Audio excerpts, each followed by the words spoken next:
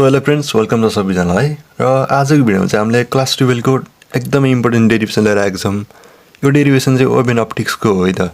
Oven अप्टिक्सको acoustic phenomena भन्ने च्याप्टरको चाहिँ हो है त। सो अब यो डेरिभेसन गर्नुभन्दा पहिला चाहिँ हामीले एउटा कुरा गरौँ त भन्दाखेरि यस्तो राम्रो कुरा गरौँ क्या आज चाहिँ, होइन? के कुरा गरौँ त भन्दा आज तपाईँले र मैले एउटा चाहिँ कमिटमेन्ट गरौँ क्या।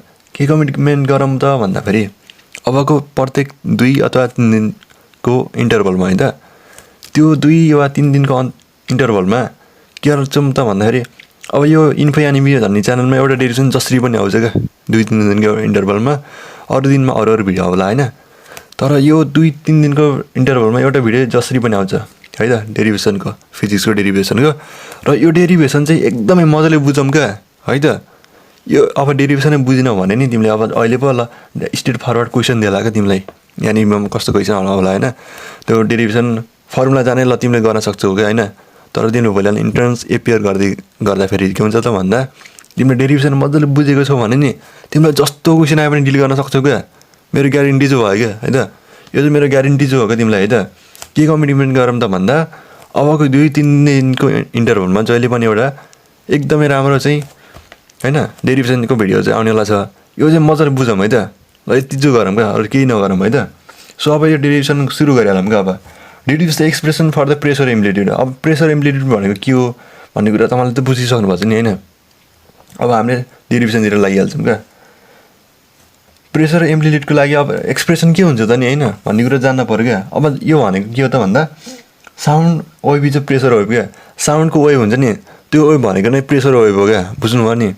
बुझ्नुभयो कि बुझ्नु भएन भन्नु त? साउन्ड वेभ भनेकै प्रेसर वेभ हो भन्ने कुरा चाहिँ हामीले एउटा चाहिँ ख्याल गर्नुपर्छ है त। ल सुरु गरौँ है त। अब सुरुमा के लेख्छौँ त भन्दाखेरि होइन, sound wave is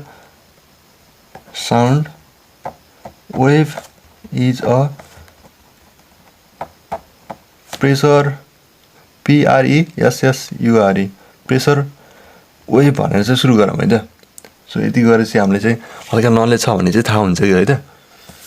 equation of sound wave चाहिँ के हुन्छ त भन्दाखेरि साउन्ड वेभको इक्वेसन चाहिँ के हुन्छ क्या। मैले अब म्याथमेटिकल कुराहरू चाहिँ लेख्छु होइन, त इक्वेसन अफ साउन्ड वेभ भनेर चाहिँ तपाईँले लेख्नुपर्छ क्या। इज भनेको चाहिँ the equation of sound wave is के हुन्छ भन्दा A sine omega T minus KX भन्नेले चाहिँ एउटा साउन्ड वेभको इक्वेसन हो है त। बुझ्नुभयो नि? यो साउन्ड वेभको इक्वेसन हो। यो इक्वेसन भइसकेपछि अब हेर्दा ए भनेको के हो त भन्दाखेरि डिस्प्लेसमेन्ट एम्प्लिट्युड हो कि होइन? डिस्प्लेसमेन्ट एम्प्लिट्युड हो। अनि ओमेगा भनेको के हो त भन्दा एङ्गुलर फ्रिक्वेन्सी हो। बुझ्नुभयो? ओमेगा भनेको एङ्गुलर फ्रिक्वेन्सी भन्छ। यो के भनेको कन्सटेन्ट हो है त। के भनेको कन्सटेन्ट हो। के भनेको चाहिँ के हुन्छ त भन्दाखेरि यसको भ्यालु चाहिँ कति हुन्छ भन्दा 2π/λ हुन्छ क्या। बुझ्नुभयो? यो भनेको वेभ नम्बर क्या। यसले चाहिँ वेभको नम्बर चाहिँ दिन्छ क्या यसले। अब यति गरिसके पछाडि अब यो वेयर भनेर तपाईँले लेख्नुहुन्छ। बुझ्नुभयो? अब लेखिसके पछाडि हेरौँ त फ्रम बल्क मोडुलस क्या।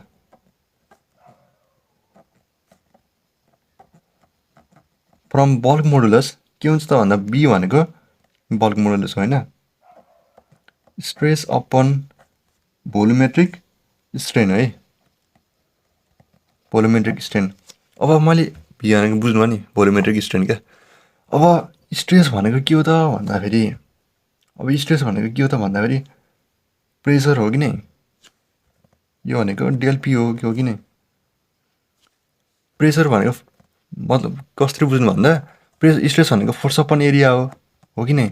स्ट्रेस भनेको फोर्स अपन एरिया भनेपछि यसलाई चाहिँ प्रेसर भन्न पाइयो नि त। यो भनेको डेल्पी भएन र यसलाई चाहिँ हामीले डेल्पी लेख्न सक्छौँ नि त, हो कि नै? यो नै भनेको कि मैले अब डेल्पी अपन अब भोल्युमेट्रिक स्ट्रेनको जहिले पनि यो माइनसै हुन्छ क्या, -V/V हुन्छ है त। अब डेल्पी भनेको के हुँदो रहेछ त भन्दाखेरि यहाँबाट -B/V/V हुँदो रहेछ क्या।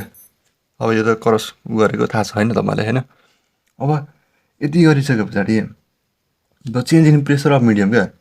प्रेसरको मिडियम चाहिँ कति चेन्ज भयो त भन्ने कुरा चाहिँ यसले दिन्छ क्या। बुझ्नुभयो नि? The change in pressure of medium is given by भनेर यसलाई चाहिँ यो इक्वेसनलाई दिन्छ क्या। बुझ्नुभयो? मिडियमको चाहिँ यहाँ के हुन्छ भन्दा प्रेसर चाहिँ चेन्ज भएको हुन्छ क्या। अब एउटा कन्सिडर चाहिँ हामीले के गर्छौँ त भन्दा कन्सिडर के भन्छ भने सिलिन्ड्रिकल भोल्युम होइन। सिलिन्डर चाहिँ हामीले कन्सिडर गर्छौँ। त्यो ल्याङ्ग्वेज चाहिँ तपाईँले मजाले लेख्नु है त, मजाले लेख्नु क्या।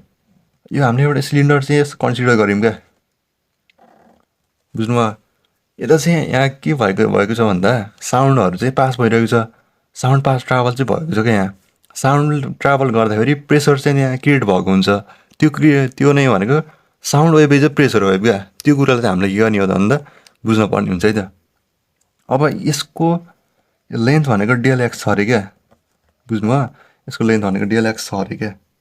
अब यो भनेको ए पोइन्ट हो होइन, यो भनेको अब यो भनेको वाइ हो अरे क्या, सपोज है वाइ हो अरे, वाइ वान हो अरे, यो भनेको वाइ टू हो अरे है त। यसको डिस्प्लेसमेन्ट भनेको है त्यो हेर्दाखेरि। अब नर्मल कन्डिसनमा अब यस्तो भएर अब यसलाई डिस्ट्रिब्युटेड कन्डिसनमा त के हुन्छ त भन्दाखेरि डिस्ट्रिब्युटेड कन्डिसन भनेको यहाँ अब केही अब असर पऱ्यो नि त होइन, यसलाई यस्तै ढगालियो नि त, ल मानौँ त प्रेसरले गर्दा यो चाहिँ अलि पर सर्यो अरे क्या, त्यस्तो सोचौँ क्या होइन। यो डेल एक्स भयो। अब डिस्ट्रिब्युटेड कन्डिसनमा त यहाँदेखि यहाँसम्मको लेन्थ भनेको के हो त भन्दा यो सिलिन्डरको लेन्थ हो नि, बुझ्नुभयो कि नै? यो सिलिन्डरको लेन्थ भनेको डिस्ट्रिब्युटेड कन्डिसनको यहाँसम्मको लागि हो, यहाँदेखि यहाँसम्म होइन। अनि यो नर्मल कन्डिसनमा यहाँको यहीँ छ, बुझ्नुभयो कि नै? अब यहाँ चेन्ज इन यो डिस्प्लेसमेन्ट कति भयो त भन्दाखेरि Y two minus Y one भयो क्या, बुझ्नुभयो? Y two minus Y one भयो। अब एट नर्मल कन्डिसनमा है त, एट नर्मल कन्डिसन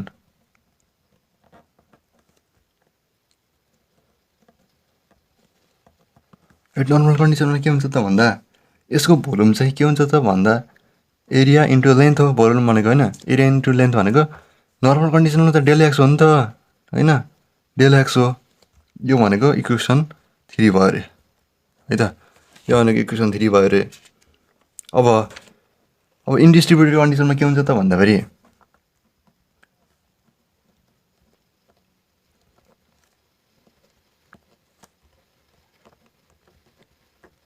अब इनडिस्ट्रिब्युटेड कन्डिसनमा के हुन्छ त भन्दा अब अघि पो भोल्युम त कन्सटेन्ट थियो नि त, भोल्युम पो अब चेन्ज थिएन नि त सुरुमा त। अब त भोल्युम चेन्ज पनि त हुन सक्छ नि त होइन।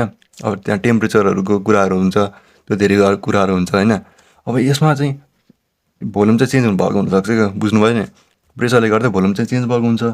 चेन्ज भइसके पछाडि अब प्रेसरले थाहा छ त, अब प्रेसरले गर्दा भोल्युम चेन्ज हुन्छ भने त होइन।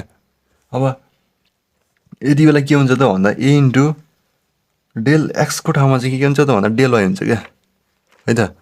यति बेला चाहिँ के हुन्छ त भन्दा डेल वाइ हुन्छ, किनकि हाम्रो यो डेल वाइ भनेको के हो त भन्दा Y two minus Y one हो नि त। यसको डिस्प्लेसमेन्ट भइसके पछाडिको यसको लेन्थ भनेको डेल वाइ हो होइन, यो भनेको डेल वाइ हो कि नै? यो भनेको डेल वाइ हो। अब यो इक्वेसनलाई के गर्छ नि त भन्दा आई फोर्थ मान्छौँ होइन। अब यो फोर्थ मानिसके पछाडि अब फ्रम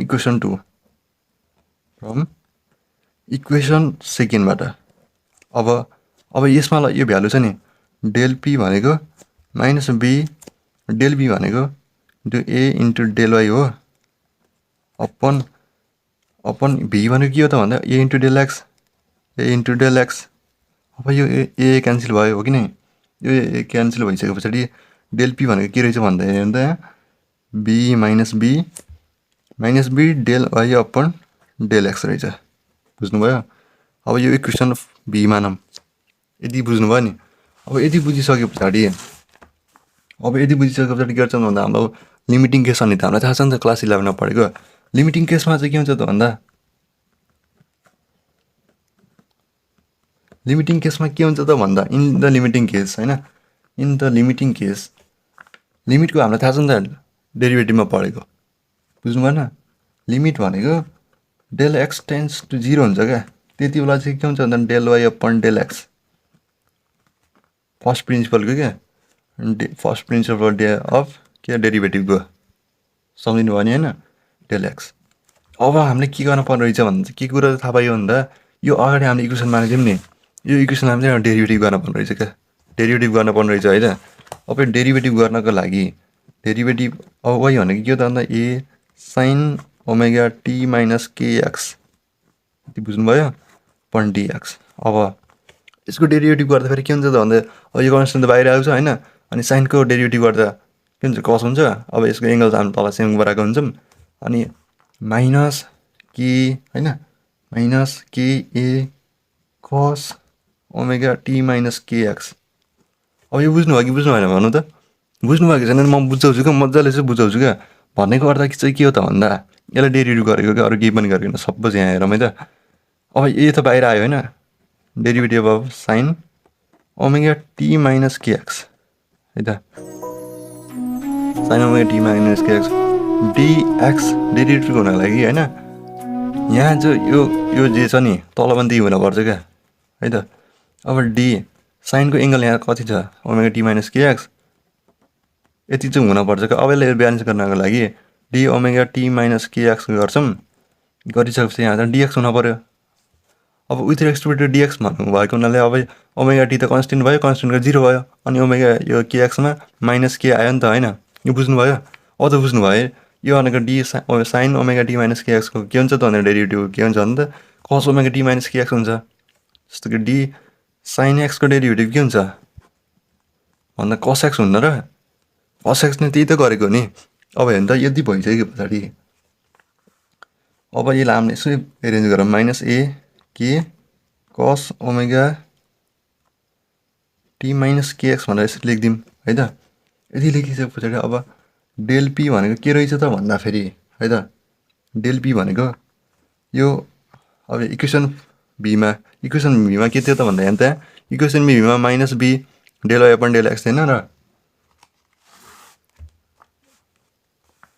अब यो भनेको डेल पी भनेको माइनस बीको माइनस बी जो भएको अरे होइन del Y upon del X भनेको त यो हो यो भनेको माइनस ए के कस ओमेगा टी माइनस केएक्स हो नि केएक्स हो कि नै यति हो अब यो भनेको प्लस भयो नि त माइनस माइनस प्लस भयो बिएके कस ओमेगा टी माइनस केएक्स भयो कि नै कस ओमेगा टी माइनस केएक्स भयो यति भइसक्यो पछाडि अब यो इक्वेसन 6 भयो कि नै इक्वेसन 6 भयो त pressure variation will be maximum क्या जब यो त्यो बेला कति बेला म्याक्सिमम हुन्छ त भन्दा जब यो कस ओमेगा टी माइनस केएक्सको भ्यालु म्याक्सिमम हुन्छ यसको म्याक्सिमम भ्यालु कति बेला हुन्छ कस थीटाको म्याक्सिमम भ्यालु कति बेला हुन्छ त भन्दा कस कति बेला हुन्छ भन्दा 1 भएको यसको कस थीटाको भ्यालु 1 भएको बेलामा म्याक्सिमम हुने हो कि नै भन्नु त अब यहाँ 1 भएपछि त बिए के भने त म्याक्सिमम भयो नि त अब मिनिमम हुनको लागि त कस ओमेगा टी माइनस केएक्सको भ्यालु कति हुनु पर्यो भन्दा 0 हुनु पर्यो यो त हामीलाई थाहा छ होइन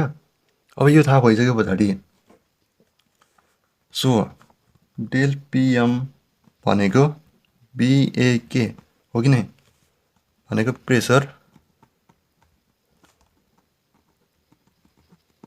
यो भनेकै प्रेसर एम्प्लिट्युड रहेछ भन्ने हामीलाई थाहा पाइयो बिएके अब बुझ्नु भयो कि बुझ्नु भने यो डेल पिएम भनेको यो चाहिँ प्रेसर म्याक्सिमम है म्याक्सिमम हो क्या बुझ्नुभयो नि बिएके म्याक्सिमम हुनको लागि जब त्यति बेला म्याक्सिमम हुन्छ जति बेला कस ओमेगा टी माइनस केएक्सको भ्यालु चाहिँ म्याक्सिमम हुन्छ त्यति बेला कति बेला हुन्छ त भन्दा कस थीटाको भ्यालु 1 हुने बेलामा होइन यति बुझ्नुभयो नि अब इक्वेसन अब यो इक्वेसन के हुन्छ त भन्दाखेरि सो डेल पी भनेको डेल पिएम यो बिएके को ठाउँमा डेल पिएम लेखेँ कस ओमेगा टी माइनस केएक्स यति लेखेँ होइन यो भनेको इक्वेसन 7 भयो अब इक्वेसन 7ले के रिप्रेजेन्ट गर्यो त भन्दा साउन्ड वेभ नै प्रेसर वेभ हो भन्ने कुरा चाहिँ रिप्रेजेन्ट गरेको अब होइन त प्रेसर आयो नि त यहाँ प्रेसर आइसके पछाडि साउन्ड वेभको अब हामीलाई त सुरुमा त साउन्ड वेभ भनेर यहाँ कन्सिडर गरेको होइन र इक्वेसन यो इक्वेसन त अहिले प्रेसर वेभमा पो कन्भर्ट भयो त होइन त कस्तो रमाइलो होइन अब यहाँ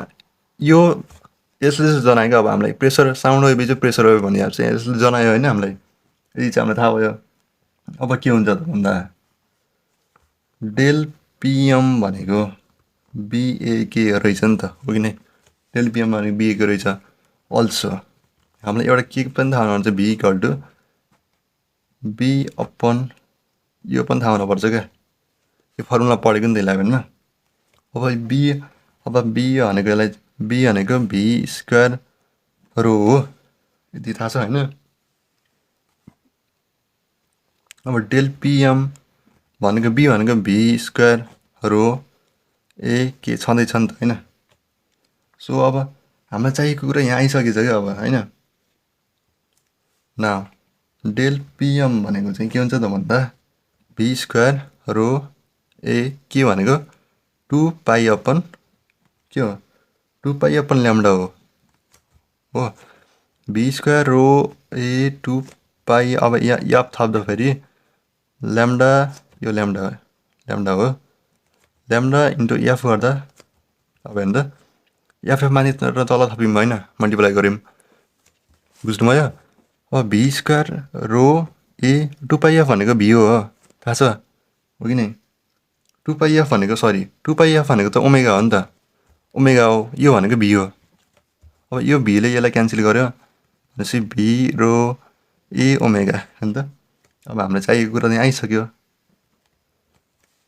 अब यति चाहिँ भयो क्या इक्वेसन 8 है त अब इक्वेसन 8ले नै चाहिँ के भन्यो भन्दा दिस इक्वेसन गिभ्स होइन the sound wave is also called होइन प्रेसर वेभ भन्ने कुरा चाहिँ हामीले बुझ्यौँ अब यहाँसम्म बुझ्नुभयो कि बुझ्नु भएन भने त अब लास्टको डिस्क्रिप्सन चाहिँ तपाईँले त्यसो लेख्नुहोस् है त लास्टको कन्क्लुजन चाहिँ hence equation 7 gives the sound wave as a pressure wave भनेर चाहिँ तपाईँले मजाले लेख्नुहोस् है त सो यो भिडियो चाहिँ यति चाहिँ गरौँ होइन आजको लागि र कस्तो लाग्यो भिडियो होइन राम्रोसँग हेरेर कमेन्ट लाइक सेयर सब्सक्राइब गर्न पनि नभुल्नु होला होइन अब साथीहरूलाई पनि यसो सेयर गरिदिनु क्या होइन किनकि उनीहरूलाई त हेल्पफुल हुन्छ नि त अब यहाँनिर आउन लागिसक्यो होइन सो बेस्ट अफ लक होइन गाइज आजको लागि यति गरौँ ल बाई बाई